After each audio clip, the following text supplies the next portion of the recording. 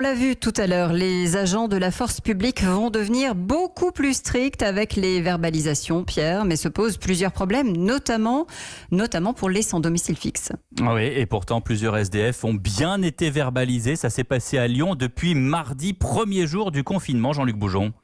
Oui, effectivement. Alors, ce n'est pas la majorité, heureusement, mais il y a effectivement 4 ou 5 cas qui sont remontés jusqu'au SAMU social de Lyon, explique sa responsable Maude Bigot.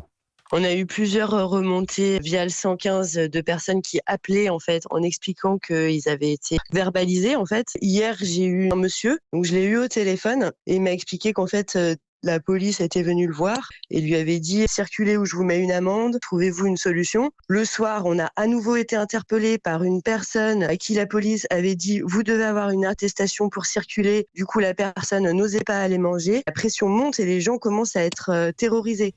Voilà, évidemment, cela choque particulièrement, surtout quand on sait que les centres d'hébergement pour SDF ont fermé leurs portes depuis mardi.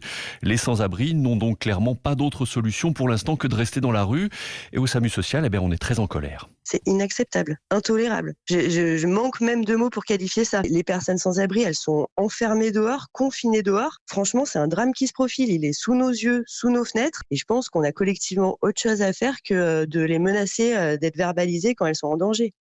Alors le préfet du Rhône a publié hier un communiqué pour affirmer qu'il n'avait donné aucune consigne en ce sens et qu'une enquête allait être ouverte pour faire la lumière sur ce qui s'était passé. En tout cas, les amendes, si elles ont bien été données, seront annulées. Voilà l'engagement qu'il a pris.